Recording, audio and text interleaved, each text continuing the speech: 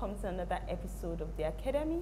On today's episode, I have a very interesting guest with me. It's the co-founder of Wilson's Juice, Mr. Seyi Abolaji. It's great to have you with us on the Academy. It's a pleasure to be here. All right, so could you share with us about Wilson's Juice as well as how it was founded? Wilson's was founded on a very simple premise. We were trying to find fresh squeezed orange juice. Okay. And the things people were calling juice, we beg to differ.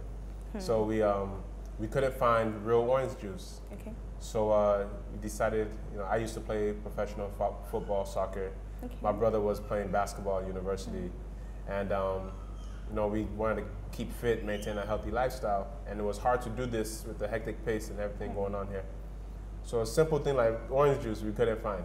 So we just saw that little opportunity.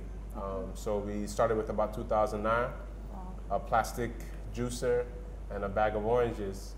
And we're not far from Covenant University here. So we rented a little kiosk there. We couldn't pay for our first month's rent, so they let us pay at the end of the month. So with about 2,000 naira, started fresh squeezed juices and smoothies. But when did it start? When did Wilson's Juice start? Well, so Wilson's Juice is a bit of a funny story. Wilson's Juice was registered March 2015. That right? was just a couple weeks ago, a couple months ago. But we started the company really in 2009, 2010. Okay. So you see on all our things, we say established 2010. So when we said we established this company, we established the day that we decided to put the juice in a bottle. Okay. That was our founding date. Whatever we called it then, I don't know what we called it, like flourish juice or awesome juice or something, I don't know. But so we were doing this lemonade in the cup. Okay. So I was based here. My brother would be coming in and out from the U.S. Okay. And one evening he saw us, the students on campus. Our table was maybe a little bit bigger than the space we had. Maybe about 50, 60 students just shoving money in our faces. That's my cup of lemonade. He just saw the rush and he was like, hey, what are you guys doing? At the end of the night, we felt good, counting money. And he was like, there's a better way to do this. Like, why don't I just put this thing in a bottle and I just cut out a little bit of the stress. So that night we went around, we picked up old bottles on the floor. We went home, we washed them. They were okay. clean. We washed them and then we put our lemonade in a bottle. Okay. And the next day we sold 2 bottles of lemonade.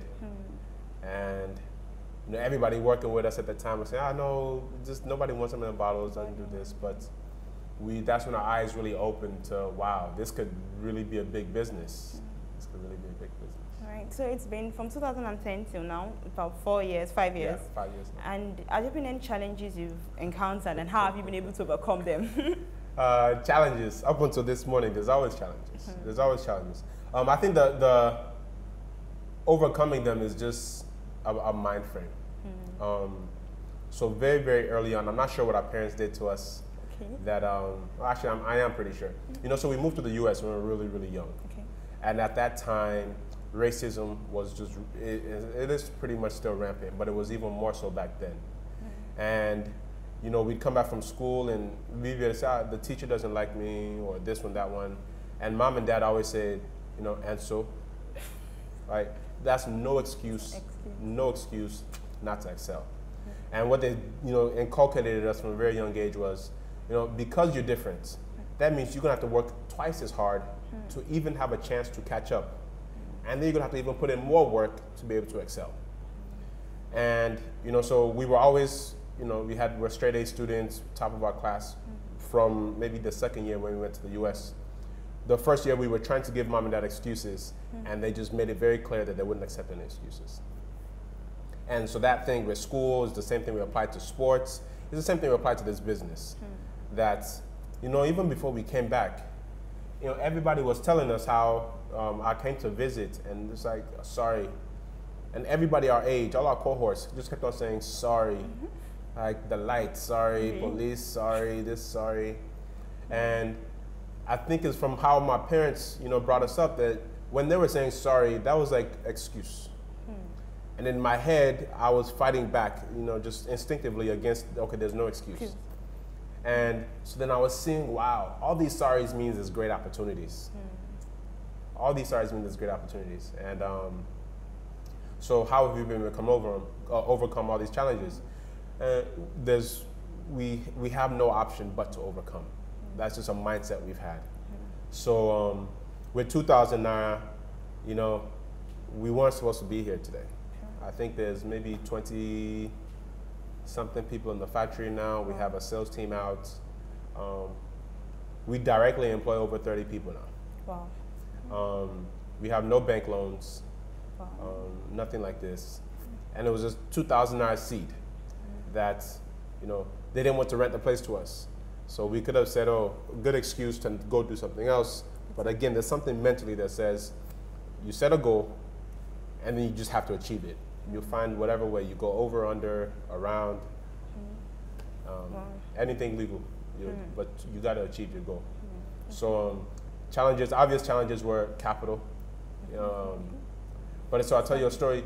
So we were doing this in Covenant University, and we're not shy about drawing out mentors. We actively seek mentors. Actively. We're very proactive on what do we need to learn, who knows how to do it. Let's go find somebody who knows how to do it better, and they would have to counsel us.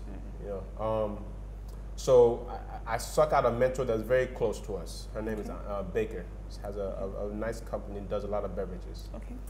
And she kept on encouraging us to go get NAFDAC. Okay. So we were doing it just on university campus. And she was, go get NAFDAC, go get NAFDAC, it's a great product. And we were a little concerned. We've heard stories about NAFDAC. But anyway, so we persisted. And right before we did it, we had the opportunity to go to Coca-Cola, the factory. And we were able to visit the premises and walk around. And I remember asking from the production manager, QC, plant manager, guys on the line, ladies around there, wow, if you wanted to do something like this, how would you do it? Exactly. You know, I studied history and philosophy. My brother has a doctorate in pharmacology. He's a PharmD. So none of us really study business or production for that matter. So I was asking, how would you do this? And every single one of them, from the lowest cadre to the guy running the thing, all mentioned, you know, you need 100 million naira for this machine. Or you need 150, or you need 50, or you need 50, just crazy numbers at that time to us. They were very crazy numbers. And again, instead of like being discouraged, I was so excited when I left because I was thinking, wow, the smartest people, the people that know this thing, aren't my competition. They aren't my competition. And so Google, we Googled, you know, preservation, how do you do this, juicing, blah, blah. And then we read, if you look at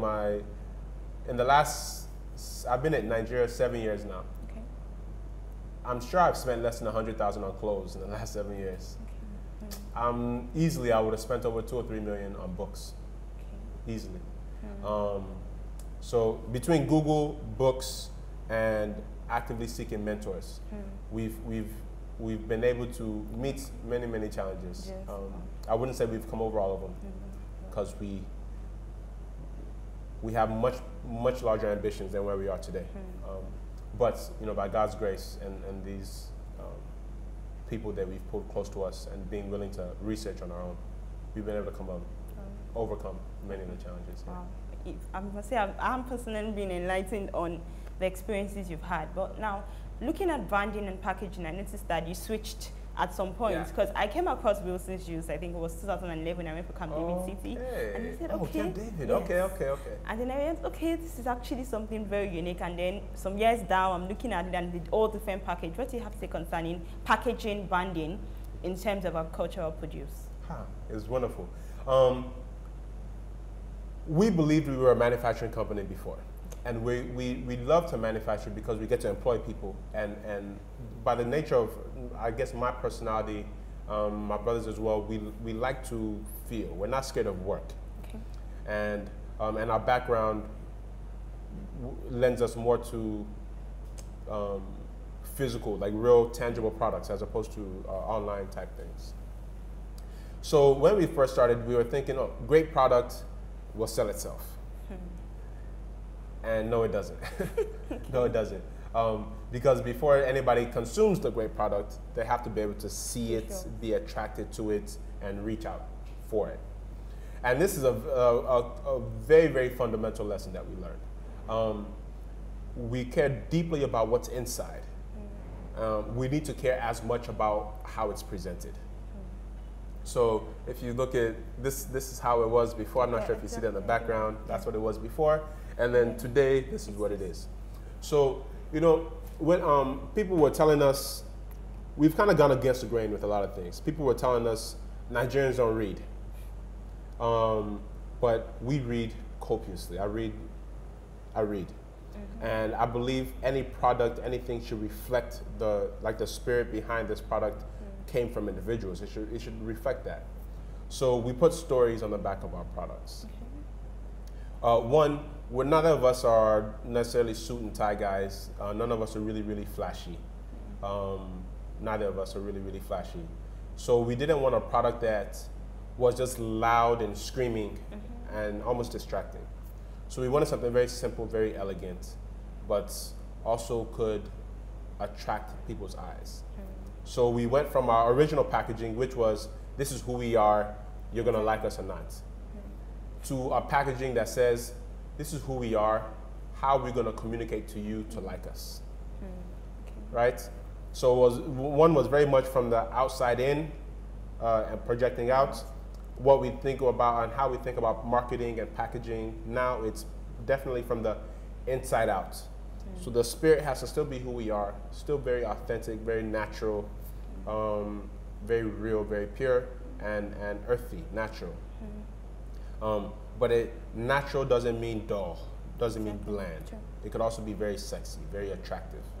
So that's what we try to do. Simple, elegant, natural, and very attractive. So my brother's, I'm more of the operations guy, nuts and bolts. My brother's definitely very like the creative guy. He taught himself how to play musical instruments. He knows how to draw, and he's just very, very creative. So he came up with the design. So I was able to say it should be smaller or bigger, but how it looks, how it feels, that was him. So marketing, packaging, especially when it comes to agricultural products, I think many people that are doing agricultural products are so focused on the product that they lose, they forget, like we did when we first started, that no, somebody needs to see, and reach out for the product. It doesn't matter how good it is, or it does matter, but they first need to pick it up. So making it attractive enough to pick up.